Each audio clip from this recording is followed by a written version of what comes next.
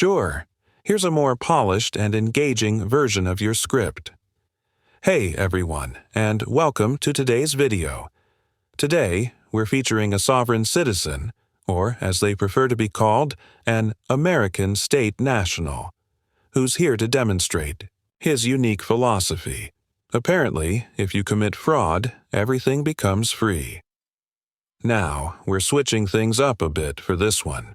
Right at the top, I'm going to give you one of the legal definitions of fraud, because throughout his entire video, he practically admits to it over and over again. According to Genditas 18 U.S. Code, Hiervervat in 10 fraud related to loan applications is defined as follows.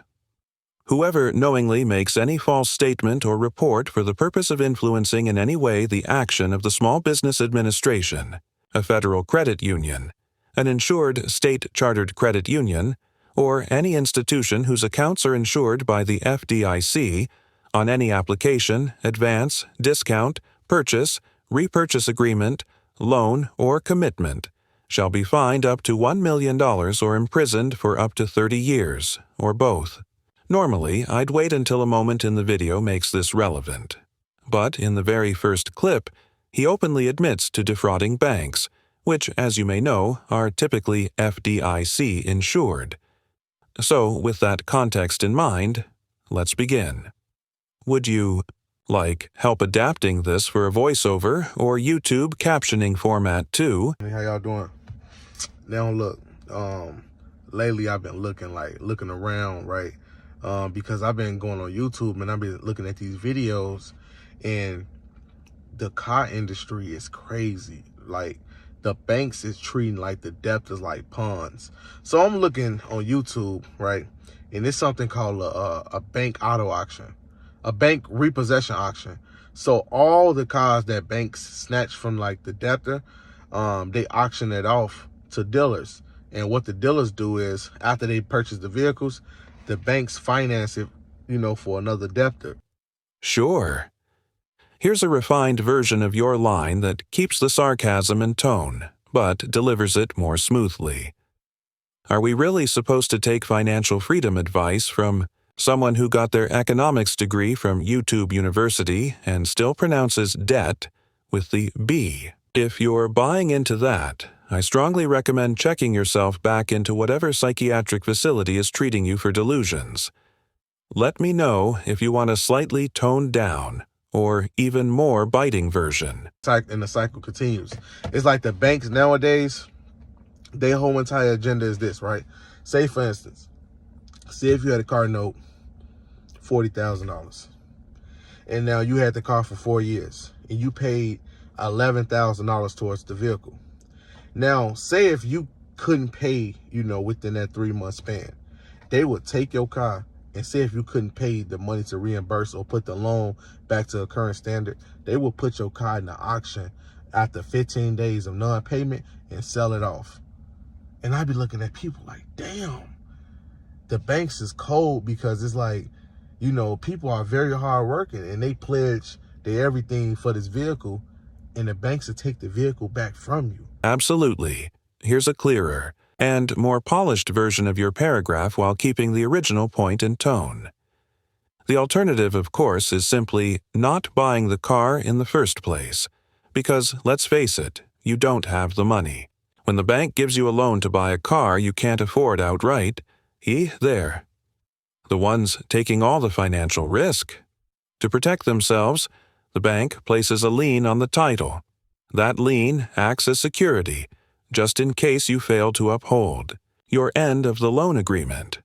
If you default, they have every right to repossess the vehicle, because their money is what paid for it in the first place. Want this styled for a script, blog post, or social caption? And after they take the vehicle back from you, it's like you put $11,000 in for nothing.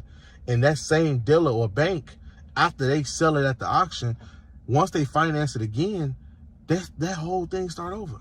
So that $40,000 car, say if it's a $30,000 car now, right? They're going to use that pledger as well. And once that person can't pay, they go, it's like the cycles just keep repeating itself. And I feel bad for a lot of people, because a lot of people nowadays, they look at money, cars, assets as if this is real money. It's not real money, y'all. The US dollar is not real money. It's all credit.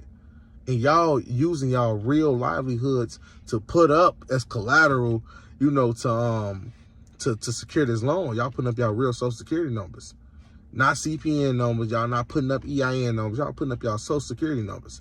So this loan follow you everywhere you go. So that's why I try to teach people the method where I use an EIN number so I can operate in the private. Certainly. Here's a sharper, more polished version that keeps the humor and critical tone while tightening the structure and wording. Use an EIN so you can operate in private. All right, for those who don't know, an EIN, or Employer Identification Number, is basically a social security number for a business. So what he's really saying here is that he avoids damaging his personal credit through his very illegal activities by applying for fraudulent loans under his EIN instead of his SSN. But there's just one tiny problem with that galaxy brain: logic. When you apply for an EIN, you have to provide a name and social security number that exactly match what's on file with both the IRS and the Social Security Administration. So much for using your EIN to commit fraud in private. Genius. Better luck next time, Detective Dick Flute. Let me know if you want to punch it up further or tweak the tone. Some people look at it like, that sounds kind of crazy. It don't sound kind of crazy. You got to understand what world you live in. A lot of people will show and promote, oh, you don't have to pay your bills, and people just jump head first, but they not understanding the whole thing. Look, me not paying the car note saves a lot of money. Me not paying the mortgage saves a lot of money. So I can keep the money I was going to pay for the car note and keep it in my pocket. I don't have to worry about the banks no more. Absolutely. Here's a cleaner, sharper rewrite with the same punch. It's pretty rare to catch someone this openly stupid admitting to federal crimes on camera. Let's break it down. 1. You can't use your EIN instead of your SSN when applying for a personal loan. You can't take out a business loan using your EIN and then spend that money on personal expenses. And you just called the lender the debtor. Not only are you wrong, but the B in debtor is silent, you dumbass. Want it even snappier or with a more casual tone? So that's why I'm trying to get people to understand that this shit is a game, and I want to play it. I want to play. I want to jump around in the balloons or jump around whatever, and I want to play the game that they are playing. Because this is a commercial game. It's a game. They look at y'all lives like games. Like when people get a mortgage and you default on a mortgage after 10 years, they take the whole house. You just paid 10 years for nothing. Sure. Here's a smoother, punchier rewrite of that. Yeah, no, Dina Jahas. You save a lot of money by skipping your mortgage or car payments. But what makes you think the bank doesn't know exactly where the house they hold the mortgage on is located? Something tells me your master plan didn't quite pan out. Ooh, free car, right. Want it with more sarcasm or a bit more? That's why I try to teach everybody, since we're dealing with a credit-based system, you want to find the legal loopholes, the legal ramifications where you can find a way to take the property and offset the debt, or you can have security on the debt. Like say, for instance, when I first got this car, right, this around 22, right, around 2022, what I did was I filed a title bond on the vehicle before they issued the title and put the bank as the lien holder. So I already filed a bond on this car way before a lien holder was even recorded, right? That's why I did number one. Absolutely. Here's a polished, punchy rewrite with the same message and tone. Yes, we get it. Repossession is an unfortunate risk when it comes to borrowing and lending. But here's the thing. The previous owners of that house were already paid by the bank.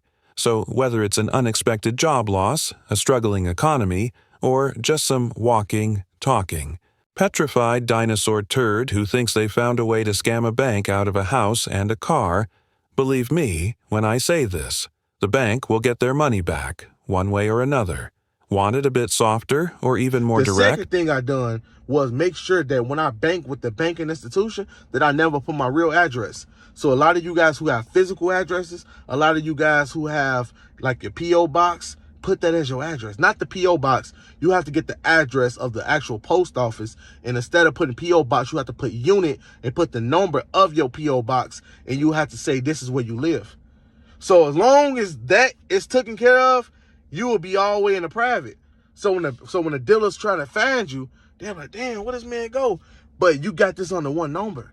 You got to understand it's the EIN that got this. Sure. Here's a clearer and sharper rewrite of your text. Well, first off, you're dumb as ihute einitriwen, because what you just described is exactly what would happen if you did nothing at all, except your way involves more steps and costs more money. What I think you really meant is that you're going to get the title bonded with yourself as the line holder, thinking that'll magically protect you from repossession. But if that actually worked and was this easy, the bank could just file for their own bonded title and undo your dumb diusirer muster in no time. Want it even more direct or with added sarcasm? Just like your social security number got it, your social security number got it. But this the problem. They can take that social to court, right? When they take it to court, it's on public records. You can't put the EIN on public records. Even if you do, everywhere I apply for a loan, the auto loan for this one doesn't pops up because I put this under the EIN number. I never use the social security number at all. That's how you want to remain private at all times. And also, you don't want to be 100% liable for debt. So you always want to put this on a straw man number. And you can create another straw man number. So check this out. Got it. Here's a cleaner, sharper rewrite of your message. Again, you can't use your EIN to secure a personal loan. It's strictly for the business you've registered with the IRS. Using it like that is just like me using your social security number to get a loan. It's fraud, and trust me, the banks will eventually trace that EIN back to you and transfer the debt right onto your shoulders. You might get away with it for a few months, but eventually, reality is going to catch up and deliver a very expensive kick in the teeth. Want it more casual or even more blunt? In the United States, it is legal for me to have as many numbers as I want. I can have as many EIN numbers as I want. I can have as many CPN numbers as I want. And also I can have many bank accounts as I like. That's the name of the game, y'all. We got to learn how to play the credit game. Just play it's a game. Let's just play the game. Play the game for what it is, not what you want it to be. I have people call me, man, how can I discharge the car note? The banks got your real address. The banks have your real social security number. And you sign a promissory note stating that you will pay it. So even if they want to make a claim in court, they can make the claim. So you can have the vehicle, but the vehicle right in your garage. And not only that, it's going to go on public records under that social security number. So wherever you go to apply for a house mortgage, it's always going to pop up.